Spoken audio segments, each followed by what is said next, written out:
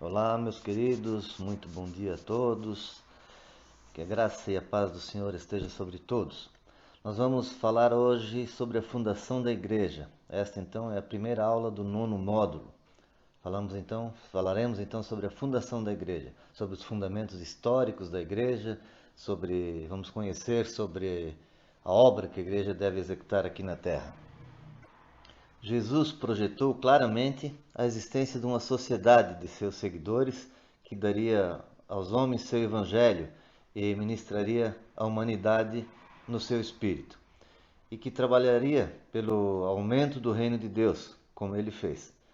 Ele não modelou nenhuma organização e nenhum plano de governo para essa sociedade. Ele fez algo mais grandioso, muito mais grandioso, que quer lhe dar organização.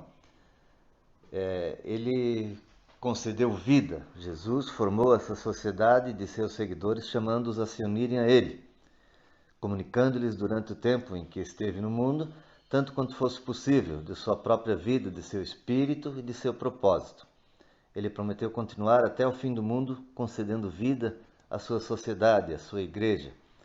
Podemos dizer que seu dom à igreja foi ele mesmo.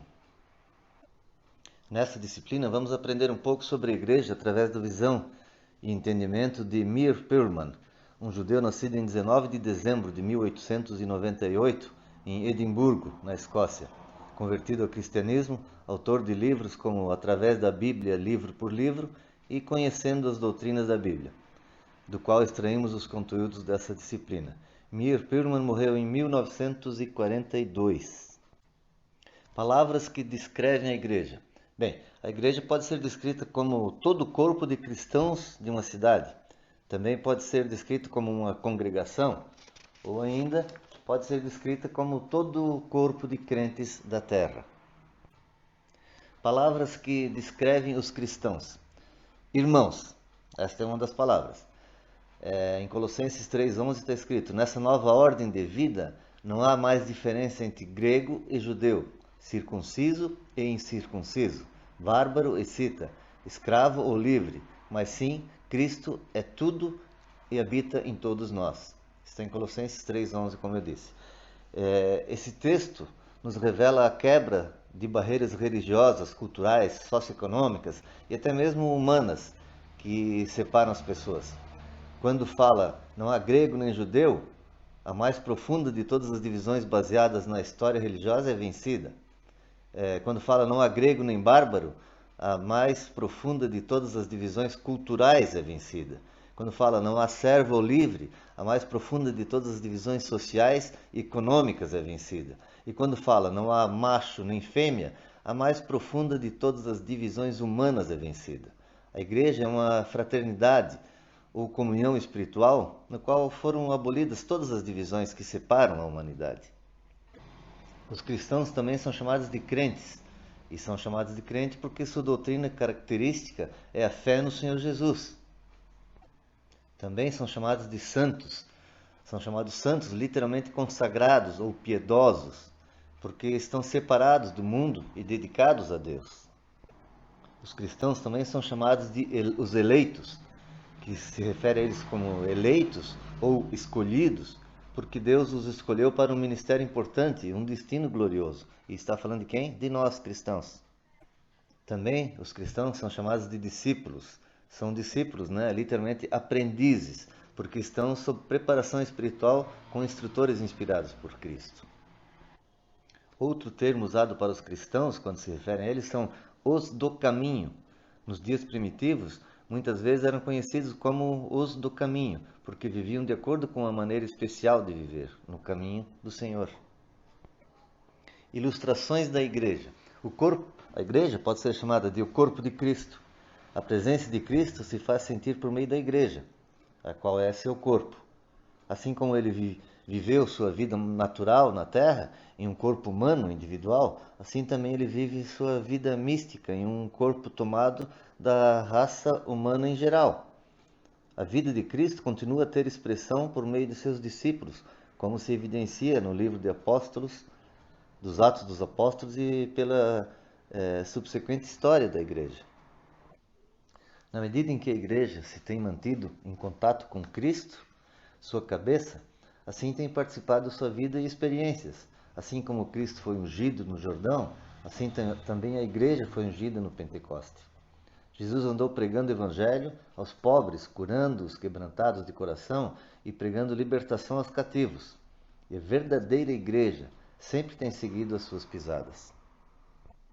Assim como Cristo foi denunciado como uma ameaça política e finalmente crucificado, assim também sua igreja, em muitos casos, tem sido crucificada, figuramente falando, por governantes e perseguidores. Mas tal qual o seu Senhor, ela ressuscitou. A vida de Cristo dentro dela torna a igreja indestrutível. A igreja é um organismo e não meramente uma organização. Qual é a diferença? Uma organização é um grupo de indivíduos voluntariamente associados com um propósito especial, tal como uma organização fraternal ou um sindicato. Um organismo é vivo e se desenvolve pela vida que lhe é inerente. Assim como o corpo humano é vivificado pela alma, da mesma maneira o corpo de Cristo é vivificado pelo Espírito Santo. Os cristãos não são meramente seguidores de Cristo. Nós, os cristãos, somos membros de Cristo e membros uns dos outros. Buda reuniu sua sociedade de esclarecidos, mas a relação entre eles não passa de uma relação externa, de mestre para com o aluno. O que os une é a sua doutrina e não a sua vida. O mesmo pode dizer-se de Zoroastro, Sócrates, Maomé e dos outros gênios religiosos da raça. Mas Cristo não somente é mestre, ele é a vida dos cristãos. O que ele fundou não foi uma sociedade que estudasse e propagasse suas ideias, mas um organismo que vive por sua vida, um corpo habitado e guiado pelo Espírito. A igreja também é chamada de o templo de Deus.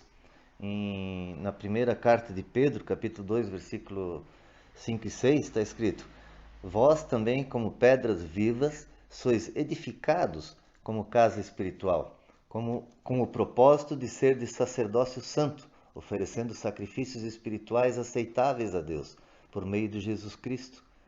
Porquanto assim está registrado na Escritura: Eis que ponho em Sião uma pedra angular, escolhida e preciosa, e aquele que nela deposita sua confiança jamais será envergonhado. Assim como Deus morou no tabernáculo e no templo, assim também vive por seu Espírito na igreja. Em Efésios capítulo 2, versículo 21 e 22, está escrito assim, Nele o edifício inteiro, bem ajustado, cresce para ser um templo santo no Senhor, no qual também vós, justos, sois edificados para a morada de Deus no Espírito.